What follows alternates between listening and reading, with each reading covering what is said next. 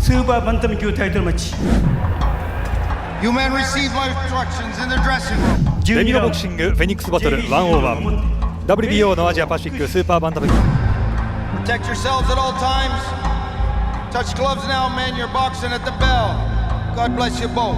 Touch gloves. ものす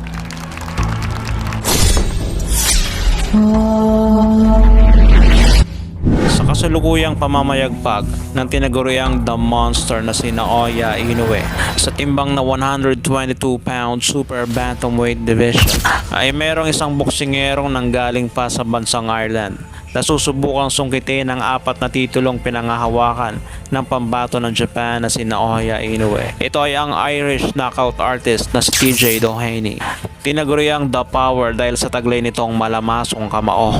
Kaya namang kumpiyansang kaya niyang patulugin itong si Naoya Inoue sa isang suntok lamang. Kung nakascore ng knockdown si Luis Nery sa kanilang nakalipas na laban, ay titiyakin itong si TJ Doheny na hindi na makakabangon itong si Naoya Inoue kapag nahagip niya ito ng isang malakas na suntok. Mula sa kanyang bansang Ireland ay lumipad ito patungong Japan at bitbit lamang ang kanyang abilidad at tapang upang harapin ang itinuturing na isa sa pinakamagaling na boksingero ngayon sa buong mundo at ang naghahari ngayon sa mababang timbang na si Naoya Inoue. Isang mapalad na kung ituring dahil napiling kalabanin ng The Monster itong si TJ Doheny. Nagpakitang gila sa kanyang huling mga laban kaya naman tumaas ang ranking sa WBO. At ang ruleta ay pinaikot at saktong tumuro sa pambato ng Ireland na si TJ Doheny. Dismayado man ang karamihan dahil hindi ito ang gusto nilang makita ang laban ni Naoya Inoue sa ibabaw ng lona. Dahil harap-harapan daw nitong tinabla ang number 1 contender ng WBA na si Murodjod Akhmadaliev. At pinili ang dihamak na pinakamatandang boksingero ngayon sa Super Bantamweight na may edad na 37 na si TJ Doheny. Ngunit ano nga ba ang kakayahan na pwedeng ipakita nito sa ibabaw ng lona kapag dumating na ang oras ng laban nila ni Naoya Inoue? Meron itong napakataas na knockout ratio na mayroong 76.92 sa kanyang talaan, na hindi rin nalalayo sa knockout power ng The Monster na si Naoya Inoue na mayroong 88.89% sa kanyang talaan. Sa kasalukuyan meron itong si TJ Doheny na 26 wins, 20 knockouts at meron ng 4 na talo. Habang itong si Naoya Inoue ay nananatili pa ring undefeated na mayroong 27 wins, 24 knockouts at wala pang bahid ng talo. Matapos ang kabiguan ni TJ Doheny kay Sam Goodman taong 2023 ay sunod-sunod ng panalo nito sa pamamagitan ng knockout kabilang na ang ating kababayan na si Japet Liliamido na pinatulog nito sa unang round pa lamang. Kaya naman kung lakas lang din ang suntok ang pag-uusapan ay meron din itong ibubuga na maaaring maging susi para talunin ng The Monster ng Japan na si Naoya Inoue. Kung ating susuriin ang kanyang mga nakalipas na laban, ay masasabi mo rin na mayroon din namang itong karapatan na labanan ng tinaguriang pinakamalakas ngayon sa Super Bantamweight Division at ang may hawak ng 4 na titulo na si Naoya Inoue.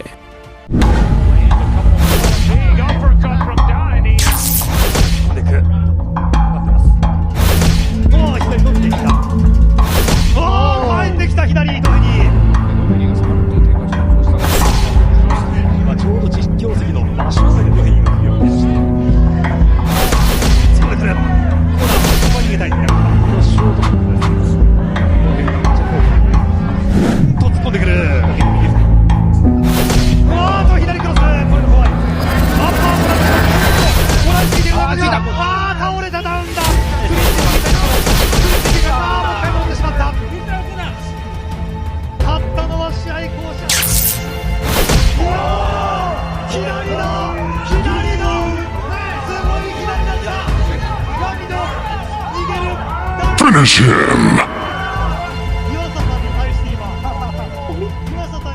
We'll see how TJ Doheny is awkward, tries again.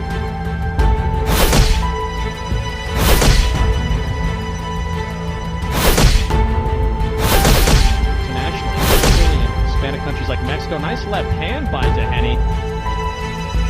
Nice left hand. TJ Doheny put him down twice. Another left hand. You can actually see Guerrero trying to remain upright. It's just not working. The referee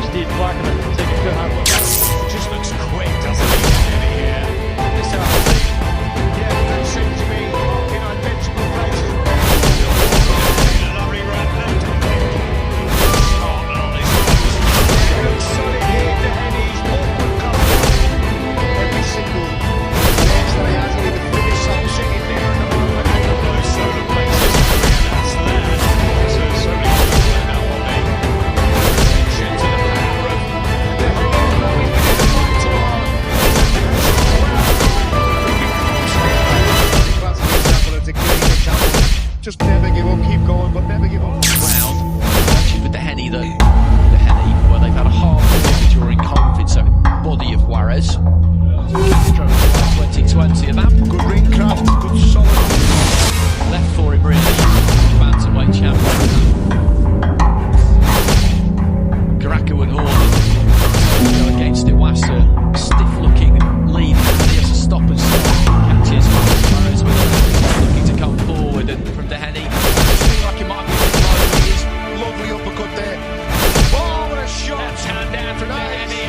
He caught Juarez and he was moving forward. Right hand gets through and again it's a stagger to that left hand. Look low to be in the Suarez, and that one's obviously put him over. Step back, bang. There wasn't much in the first one. really was. I've chatted to him and the team over the course of the week. He just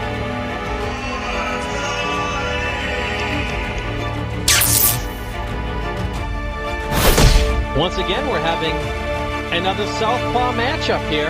And it looked like Hernandez indicated that he had been headbutted, but quickly went back to fighting when he realized the referee was not good. And it's just unintentional clashes of heads because of the southpaw orthodox style, you can see.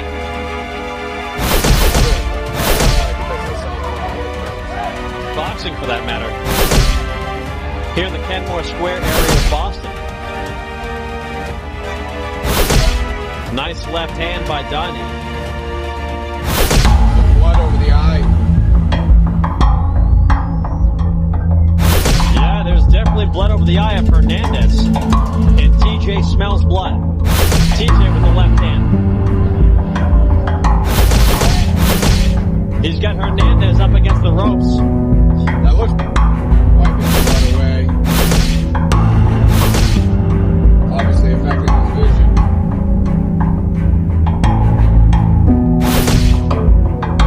TJ opening up Hernandez. Hold on one. Brian's going to have to issue a warning here sooner or later for holding excessive holding.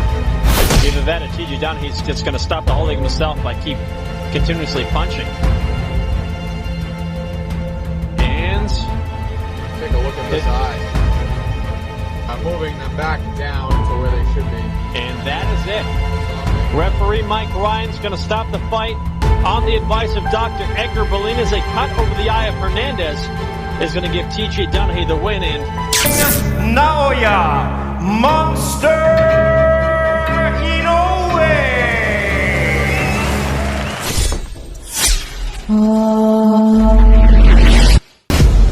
That in the water, in the blood, there are warriors.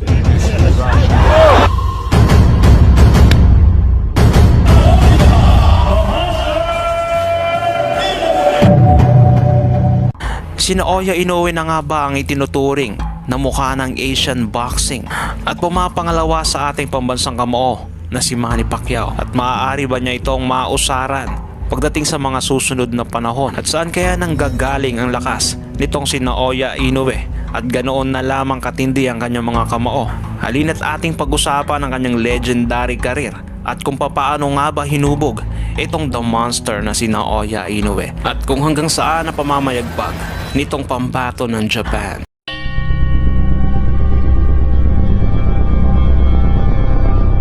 Sa kanyang murang edad ay nasasaksihan na niya sa kanyang ama ang pakikipagsagupa sa ibabaw ng lona. Kaya naman bilang isang anak ng isang mandirigmang Hapon ay dapat lamang na sumunod siya sa yapak nito.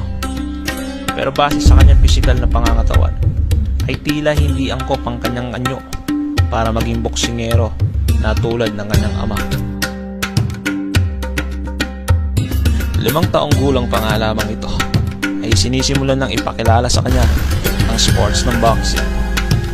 Lingid sa kaalaman ng kanyang ama na may magigising siyang halimaw sa katauhan ng kanyang anak.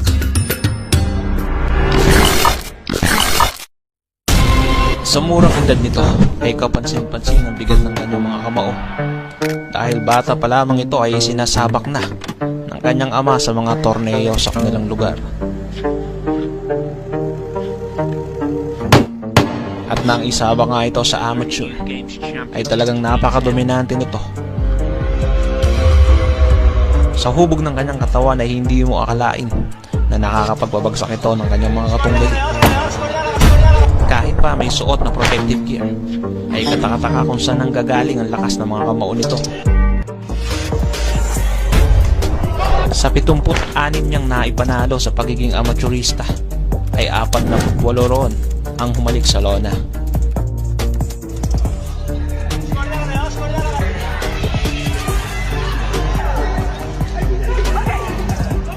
Tinutukan siya ng kanyang ama.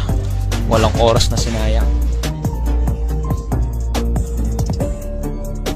Ultimo sa kanilang tahanan na dapat ay isang pahingahan lamang, ay nag-iensayo pa rin ng batang Naoya Inoue.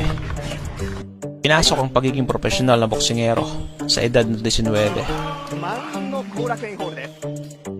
At sa unang sabak nito ay nakaharap niya ang ating kababayan na si Crimson Omayaw. Ang unang nabiktima ng pamatay na body blow ni Naoya Inoue. Pinatikim agad niya ito sa Pinoy sa unang round pa lamang.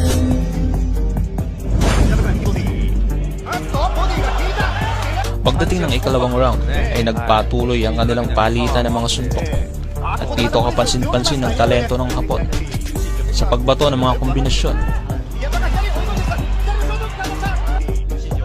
pag-ilag at mga counter-attack ay talaga namang napaka-accurate. Hanggang sa round 3 ay ganun pa rin ang takbo ng laban. Sadyang sumasang-ayon sa mga Hapon ang plano ng kanilang laban. Tila siya ang nagdidikta ng laban.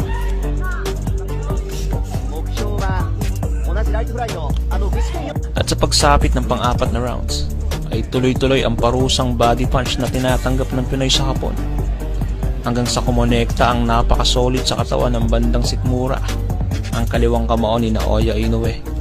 Dahilan para ihinto ng referee ang laban. At ang Pinoy na si Crimson Omayaw ay literal na umayaw.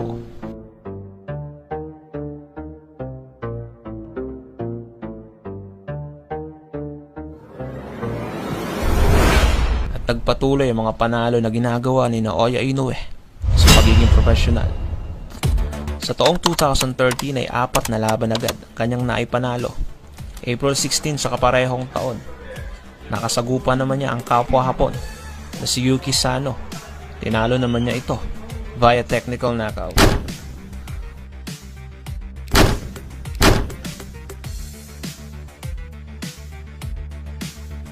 August 25, isang kapwa niya ulit, Japanese, ang nakasagupa nito, na si Ryuichi Taguchi, para sa Japanese light flyweight title. Tinalo niya ito via unanimous decision.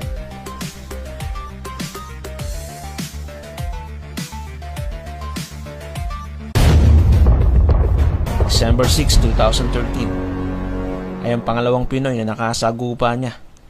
Ito ay si Gerson Mancio. Nakataya sa laban nila ang bakanting OPP light flyweight title. Naipanalo ni Naoya Inoue ang laban na yon via technical knockout sa round number 5.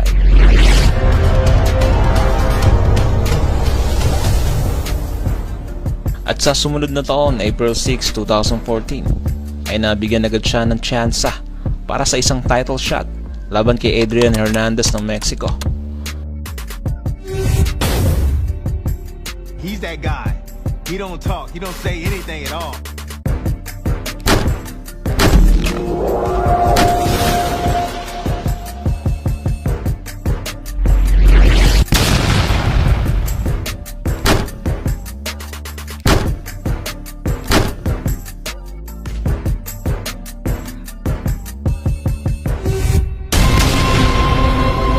Panalo niya ang laban via technical knockout sa round number 6 at matagumpay niyang nasungkit ang kauna-unahan niyang pandaigdigang titulong World Boxing Council o WBC sa light flyweight division.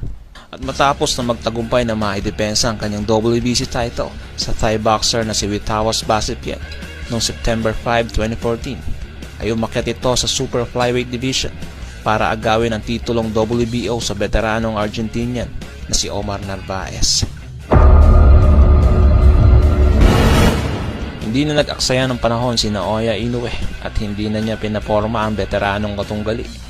Pinasuko niya agad ito sa ikalawang round pa lamang ng kanilang laban para maagaw ang WBO title sa super flyweight division.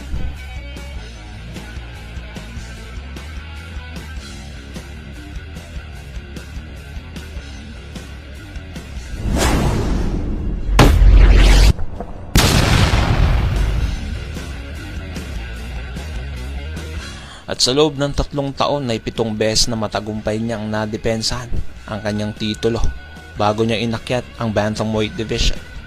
At doon ay nakaharap niya ang mas matangkad na katunggali sa katauhan ni Jamie McDonald ng United Kingdom. Pinaglabanan nila ang titulong WBA World Bantamweight title. At sa gabi ng laban na yon ay pinakita ng Hapon kung gaano siya kahalimaw sa pagsampas sa lona. Dahil nakuha niya ang kanyang pangatlong titulo sa pangatlong division sa maikling panahon lamang. Tinalo niya ang mas malaking katunggali via technical knockout sa unang round pa lamang.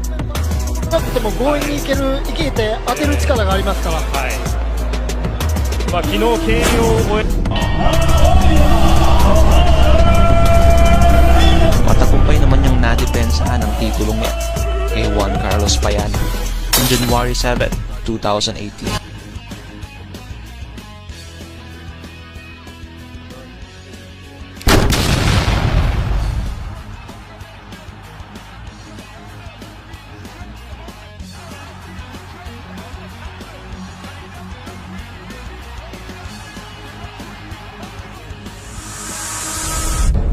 Kay Manuel Rodriguez noong May 18, 2019. Kaakibat nito ang titulong IBF World Bantamweight title na hawak ng Meksikano.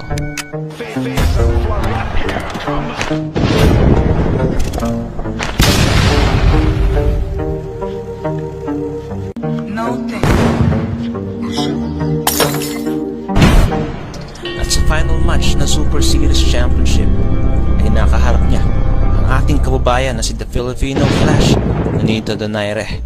At dito sa laban na to, ang pinakamahirap niyang napagtagumpayan sa kanyang boxing career. Bagamat nanalo siya sa laban na yon, ay nagtamo siya ng injury sa kanyang kanang mata. Nabasag ang kanyang orbital bone sa 12 rounds na pakikipagsagupa sa pambato ng Pilipinas. Pero nanaig pa rin ang tibay at lakas ng tinaguriang The Monster ng Japan na si Naoya Inoue at nanatili sa kanyang bewang ang mga titulong hawak nitong IBF, WBA, and the Ring Champion. Kasabay na nakuha ang Muhammad Ali Trophy bilang kampiyon ng torneo 2019 Super Series. At nito lamang ay tinanghal na bagong unified WBC at WBO World Champion sa Super Bantamweight Division. Nang ilang paso nito ang pambato ng Estados Unidos na si Stephen Fulton. Patuloy ang pamamayagpag ng tinaguriang The Monster ng Japan at humahanay sa pound for pound ranking sa buong mundo sa kasalukuyan. Hanggang saan kaya ang pag-ahari nitong pambato ng Japan? At sino kaya makakaputol ang kanyang winning streak sa inyong palagay?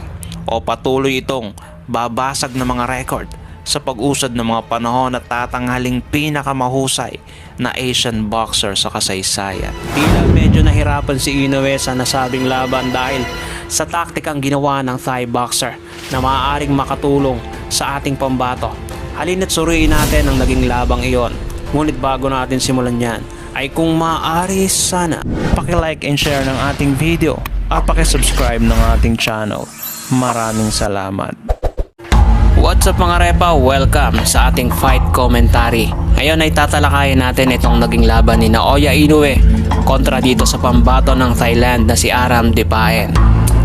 Kalimitan si Naoya Inoue ay agresibo sa umpisa, nagbibigay kaagad ng mga kaliwat kanang kombinasyon, pero dito halatang meron siyang inaabangan at pinag-aaralan. Dahil makikita natin sa bakbakang ito, si Naoya Inoue ay hindi masyadong bumibitaw ng mga suntok sa mga unang rounds.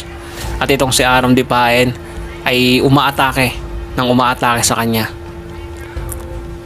Papansin natin na puro jab lamang ang binabato ni Naoya Inoue dito, susundan ng isang right straight, puro ganon, no? Kaya kumpiyansa itong Thailand. Makita nyo, tinaas yung dalawang kamay, sinyales na parang hindi siya natatakot sa mga suntok ni Naoya Inoue. So, kumusta kayo mga repa? Dito muna tayo habang naghihintay sa laban ni Naoya Inoue kontra sa ating kababayan na si Marlon Tapales. Umpisa ng round 1, mapapansin natin doon na medyo kalmado pa ang round at ang sitwasyon. Ngayon ito, sa pangalawang rounds, nagiging mainit. Kapwa bumibitaw ng mga kombinasyon. Jab, puro jab kay Naoya. Continuous jab para sa isang distansya, para makakuha ng distansya at makakounter sa kalabang Thailand. Puro jab, sumisilip si Naoya. Bumabato sa depensa, tumatama, nakakaiwas agad itong Thailand. Mapapansin nyo dito yung mga galaw ni Naoya, medyo parang hindi niya masyadong pinaghandaan dahil or pinaghandaan naman, pero parang meron siyang pinag-aaralan talaga dahil hindi siya masyadong mainit, hindi katulad sa mga dati niyang laban. Talagang matutulis kagad ang mga binabato niya, hindi katulad dito sa laban na to na para bang naglalaro-laro lang itong si Naoya Inoue. Kumbaga parang ganito ang larong gagawin ni Naoya sa ating kababayan na si Marlon Tapales. Parang pabanjing-banjing, pero wag siyang pakakasiguro, 'di ba mga repa, dahil si Marlon Tapales ay naghanda ng gusto. Kung makikita nyo naman sa weigh-in, maganda yung pangangatawan, abot yung timbang, 'di ba? So hindi dapat magpakampante itong si Naoya Inoue sa ating kababayan. So sa kaso naman na to, na laban na to, medyo parang pinahaba niya yung laban dahil kumpiyansa rin itong si Naoya Inoue na kayang-kaya niya itong Thailand. Ngunit mapapansin natin na magaganda rin yung mga pinapatama ng Thailand sa laban na to. Yung kagaya niya, mga kombinasyon na yun. Medyo na marami rin na mga nadismaya sa laban na to kay Naoya nung naganap ng laban na to. Kasi parang hindi explosive yung laban. Hindi nila nakitaan si Naoya Inoue na pagiging halimaw dito. Tila ba parang sparring lang yung naganap, 'di ba? Ayun yung mga atake ng Thailand. Atras kaagad si Naoya.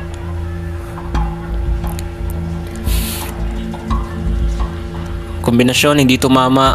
1-2. Tumama lang sa depensa. Bumitaw si Naoya ng isang kombinasyon. Nakaiwas kagad itong Thai boxer. Yung mga atake na ni Naoya sa na yun, parang walang gaanong diin.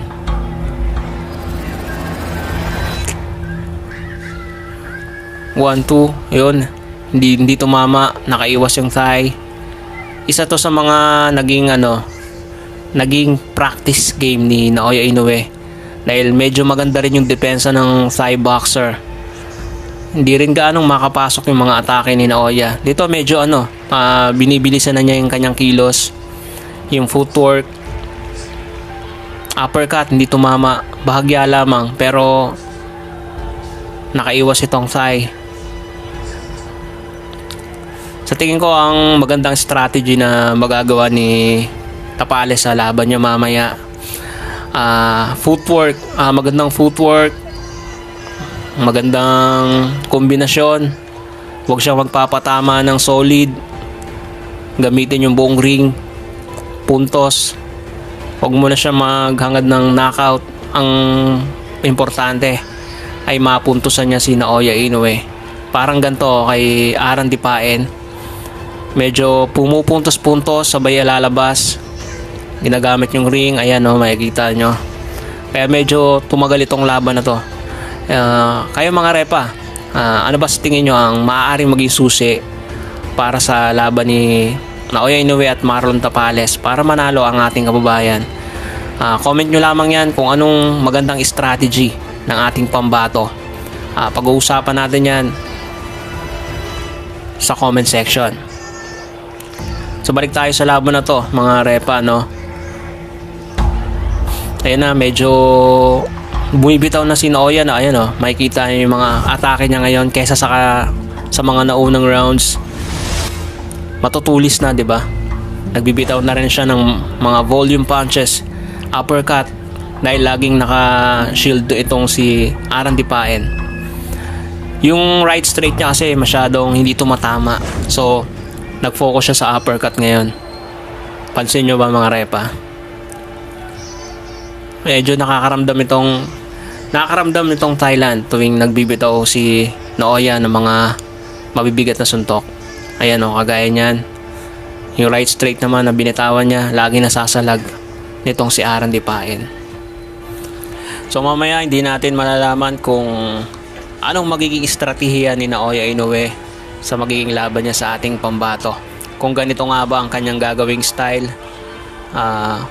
parang gagawing practice game ba ang ating kababayan, o papatulugin niya kagad ang ating pambato. Ngunit hindi naman basta-basta siguro papatalo ang ating pambato, ano? Dahil matindi rin ang training na ginawa ni Kabayan sa Baguio, nakipag-sparring sa ating mga magagaling na boksingero nila Mike Plania at marami pang iba.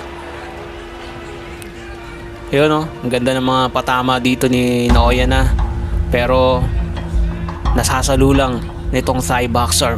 Medyo makunat din ito no? Sana kayanin din ni Marlon Tapales kung sakaling tatamaan siya ng mga power punches nitong si Naoya Inoue. Ayan na, medyo umiiwas-iwas na itong Thai dahil medyo nakakaramdam na rin siguro. Ayan o, mga kombinasyon 1-2, katawan sa ulo, nag-iwan ng jab ang Thai. Umiiwas-iwas na. Tinamaan doon si Naoya ng isang mabilis na jab.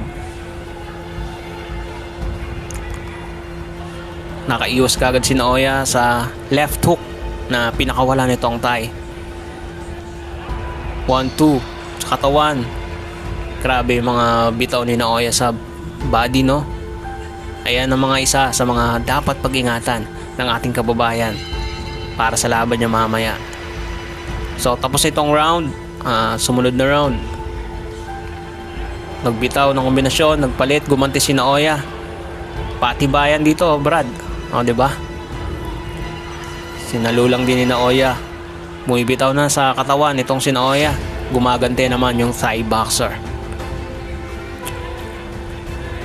So, medyo matibay din no? Itong Thai boxer, oh. Medyo tinatanggap niya yung mga kombinasyong binibitawan ni Naoya Inoue. So sa laban mamayang magaganap ni Naoya Inoue at ni Marlon Tapales, mga repa, ano ang prediction nyo dito? Iwan nyo yan sa comment section at sasagutin natin yan, pag-usapan natin yan. So ngayon, kwentuhan muna tayo habang naghihintay sa laban ng ating kababayan kontra dito sa The Monster ng Japan na si Naoya Inoue.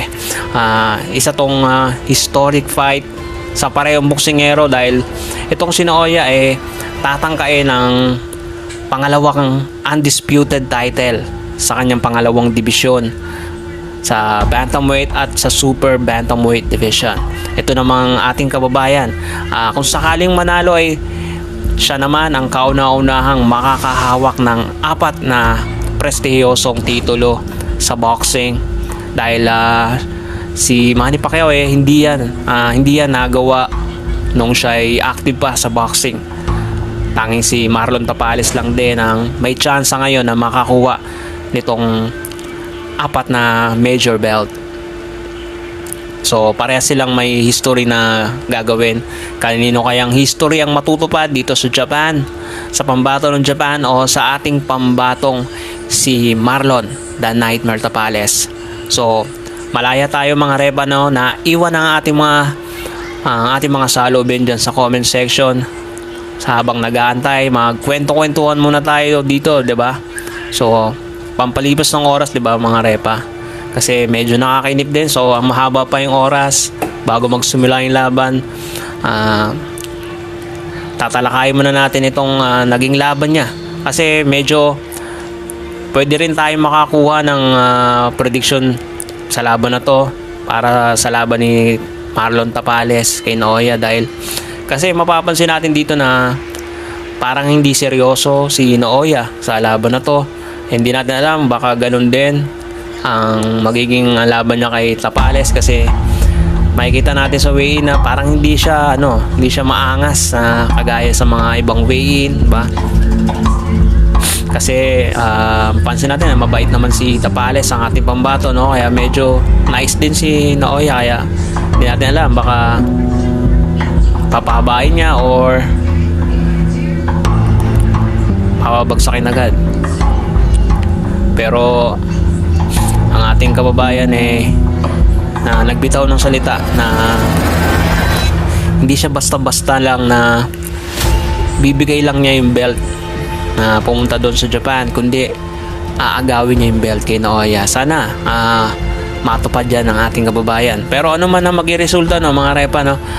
No more hate sa ating mga boxer dahil mahirap din na maging boxer. Hindi basta-basta mga preparasyon na kanilang ginagawa bago sumampa sa lona. Sa preparasyon pa lang halos maaari nang maapektuhan ang kanilang pangangatawan. Pagdating pa sa ibabaw ng lona mas matindi pa ang kanilang sasapitin, di ba? Kaya ano man ang maging resulta ng laban mamaya ni Inoue at Tapales, sana irespeto natin ang parehong boksingero, no? Dahil kapwa tayo mga Pilipino, hindi naman masamang umidolo sa kalaban dahil pares tayo mga boxing fan, pero irespeto natin ang ating mga kababayang Pilipino na mga lumalaban sa ibabaw ng lona. So mabalik tayo dito sa laban ni Inoue at ni Aran Dipaen. Medyo binibigyan na ni Inoue ng mga matitinding body shots, mga kombinasyon. Bumibitaw din ng tong thigh, no? Tibay din dahil kinakaya niya yung mga binabato sa kanya ni Inoue, no? 1-2 sa katawan mo, yun. Sabay na paatras, di ba? Ginagamit niya yung ring dahil hindi siya basta-basta, no? Hindi siya basta-basta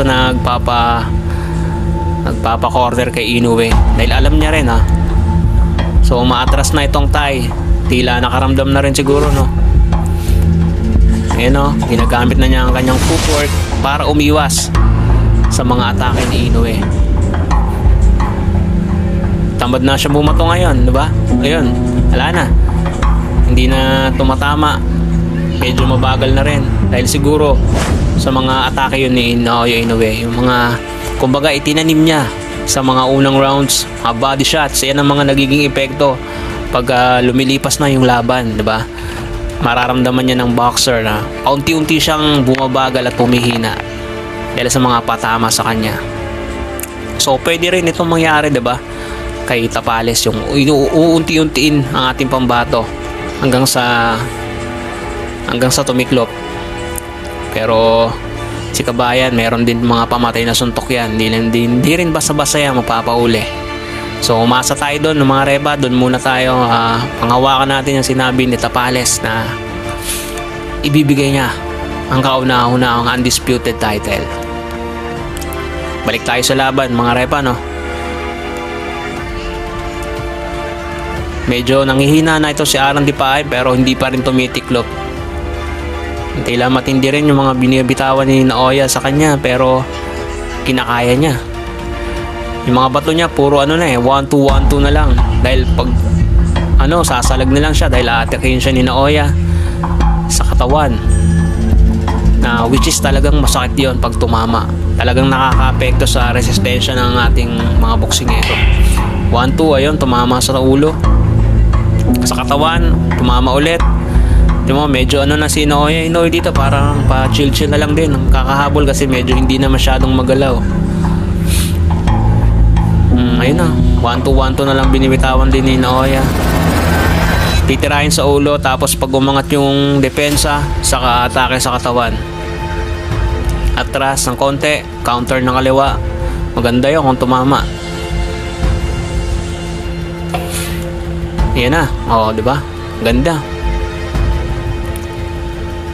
Habol na lang si Inoue dito. Wala na, umaatras na lang tong thigh. Kinukuyog na siya sa katawan. Medyo nakaramdam. 1-2. Ayun, tinamaan ng isa sa ulo. Knockout. Knockdown pala. Kasi binilangan pa ng referee.